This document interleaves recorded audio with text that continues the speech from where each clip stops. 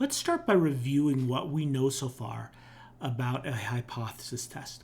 When we conduct a hypothesis, we start by identifying two hypotheses. A null hypothesis, which is kind of like the default hypothesis, and an alternative hypothesis. The alternative hypothesis, we need a lot of evidence to be able to conclude that the alternative hypothesis is true. Okay?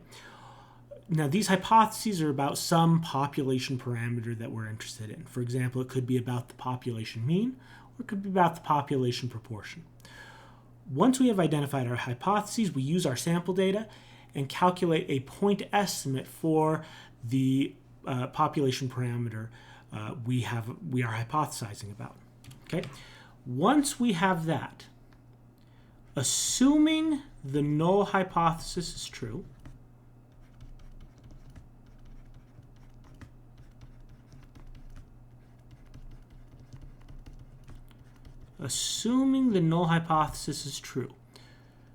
we calculate the probability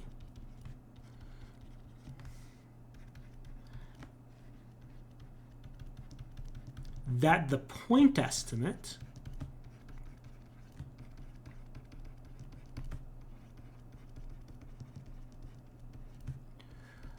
from a randomly selected sample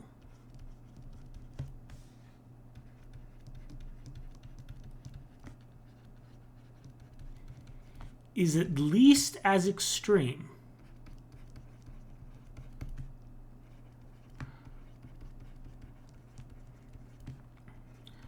as the point estimate we actually got from our sample.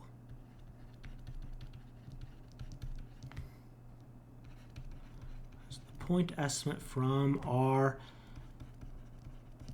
actual sample. This helps us know how unusual our point estimate would be if the null hypothesis was true.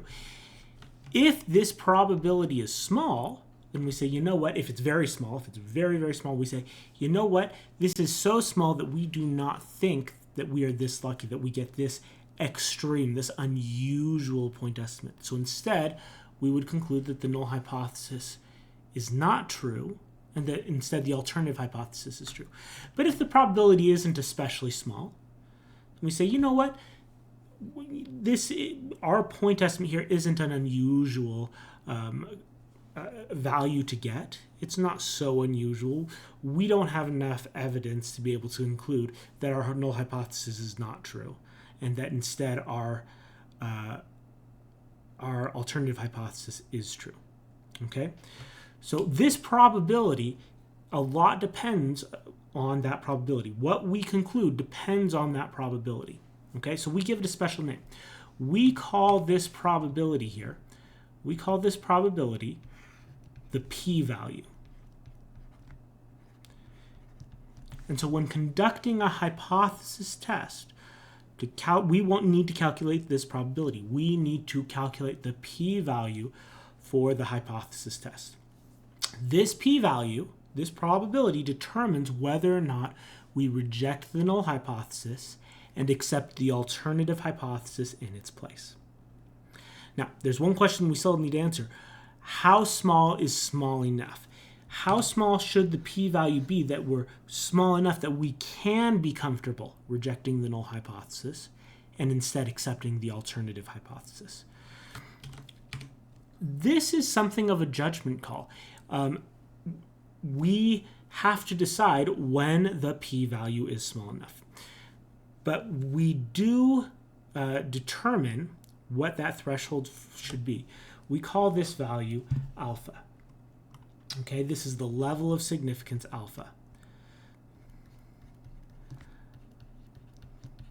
The level of significance, which we notate alpha, of a hypothesis test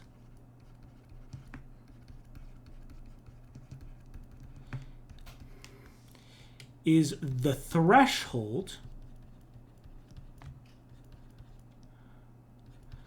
below which we are comfortable rejecting the null hypothesis.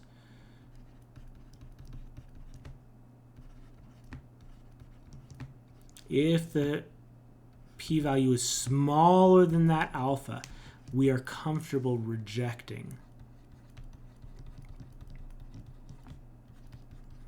the null hypothesis. By the way, this value of alpha here, it's the same as the probability of a type 1 error, okay? So how do we actually determine that value of alpha? Well, in real life, statisticians must decide for themselves what that value of alpha should be. How small should the p-value be to be able to be comfortable in rejecting the null hypothesis? And it may depend on the application.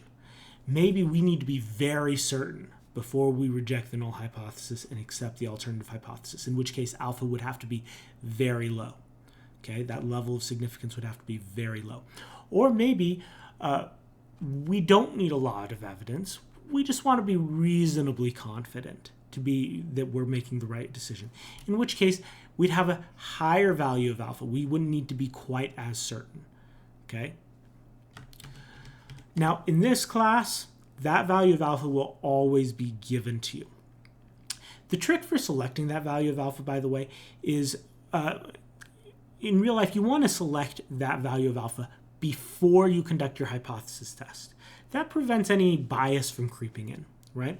If you select your value of alpha after you've conducted your hypothesis test, after you've already determined your p-value, you might choose that value of alpha so that you get the conclusion that you want, okay? So that the p-value is either a little bit smaller than alpha or maybe a little bit bigger than alpha. A proper statistician will choose this value of alpha, this level of significance, before they conduct the hypothesis test. And that way, their personal biases aren't involved in the final determination, the final conclusion. Okay? Common values for alpha are 10%, 5%, or 1%. But it really could be any value. Generally, the smaller the value of alpha, the more certain we will be at the conclusion. Okay? The larger the value of alpha, the less certain we're going to be. And I should say, if we reject the null hypothesis. So if we have a small value of alpha and we end up rejecting the null hypothesis, we're going to be extra certain about that. If we have a larger value of alpha and we reject the null hypothesis, we may not be quite as confident. Okay? So let's write up a little table here of what we do when we compare the p-value to alpha, what happens and what conclusions we get. Okay? So there are two possibilities. Either the p-value could be greater than or equal to our level of significance alpha. If this happens, then we do not reject the null hypothesis. Do not reject the null hypothesis, and do not accept the alternative hypothesis in its place. Okay, we just don't have enough evidence. The probability isn't so small that we are uncomfortable with our results. Okay? But if the p-value is smaller than that level of significance alpha,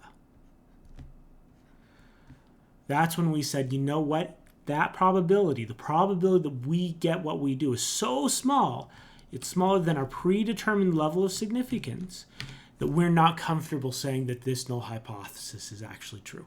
We don't think that we're that lucky. So that's when we do reject the null hypothesis and accept the alternative.